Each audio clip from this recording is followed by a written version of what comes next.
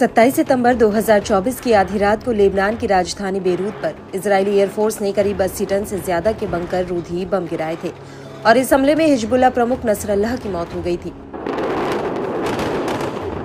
Nasrallah की मौत के बाद आईडीएफ ने उनके उत्तराधिकारी हाशिम सैफुद्दीन को भी ढेर कर दिया।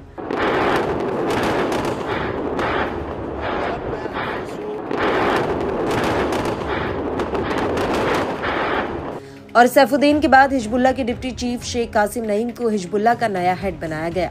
हालांकि कमान संभालने के बाद से ही कासिम लंबे वक्त से अंडरग्राउंड था। उसको डर था कि कहीं आईडीएफ उसकी भी हत्या न कर दे। हालांकि इस बीच कासिम ने एक बार लेबनानी जनता को संबोधित किया था। इस दौरान उसके चेहरे पर आईडीएफ का खौफ साफ नजर आ रहा था। इसके बाद से हिजबुल्लाह प्रमुख फिर से अंडरग्राउंड हो गए, लेकिन अब एक बार फिर से कासिम ने लेबनानी जनता को संबोधित किया है। इस दौरान उसने इजराइल को लेकर बहुत बड़ा ऐलान कर दिया, जिससे इजराइल की मुश्किलें बढ़ सकती हैं।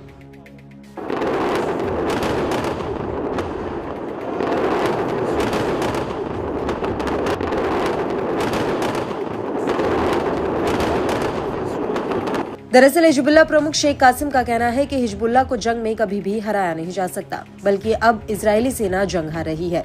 उससे पहले के मुकाबले बॉर्डर पर कड़े प्रतिरोध का सामना करना पड़ रहा है। इसकी वजह से इजराइल अपने लक्ष्य को कभी हासिल नहीं कर पाएगा। शेख कासिम ने आगे कहा कि प्रतिरोध के नेता नसरल्लाह की अगुवाई वाला देश हारेगा नहीं।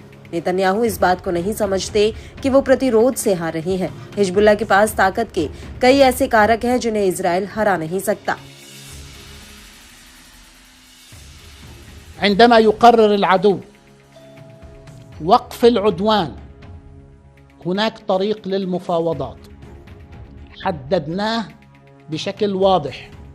التفاوض غير المباشر عبر الدولة اللبنانية والرئيس بري الذي يحمل راية المقاومة السياسية التي تؤدي إلى مكانة لبنان وتؤدي إلى وقف العدوان।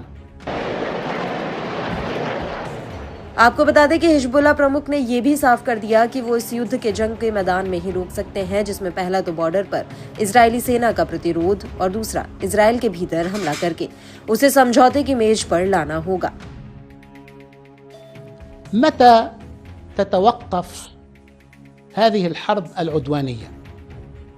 أنا رح لكم بوضوح كامل قناعتنا أن أمرا واحدا فقط هو الذي يوقف هذه الحرب العدوانية، وهو الميدان بقسميه: الحدود ومواجهة المقاومين للجيش الإسرائيلي على الحدود، والثاني هو الجبهة الداخلية وأن تصل إليها الصواريخ والطائرات حتى تدفع ثمنا حقيقيا وتعلم أن هذه الحرب ليست حربا قابلة لأن ينجح فيها الإسرائيلي.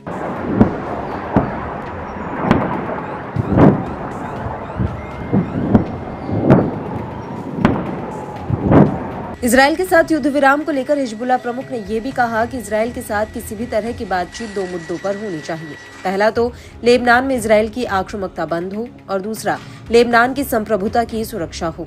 इन मुद्दों के साथ ही इजराइल के साथ युद्ध विराम होना चाहिए। शेख कासिम का कहना है कि नेतन्याहू इस युद्ध के जरिए हिजबुल्लाह को खत्म करके लेबनान पर कब्जा करना चाहते हैं, चाहे वो अप्रत्यक्ष रूप से ही क्यों ना हो। और तीसरा, वो मिडिल ईस्ट में एक नया नक्शा बनाना चाहते हैं जो हम कभी होने नहीं देंगे।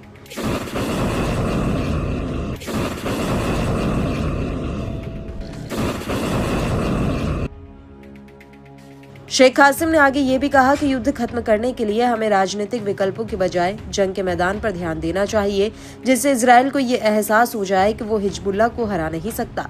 हिजबुल्लाह के पास ऐसे हजारों ट्रेन लड़ाके हैं जो जंग के मैदान में आईडीएफ से भिड़ने के लिए तैयार हैं। यहाँ तक कि हिजबुल्लाह के पास लंबे समय तक युद्ध लड़ने के लिए संसाधन भी मौजूद है।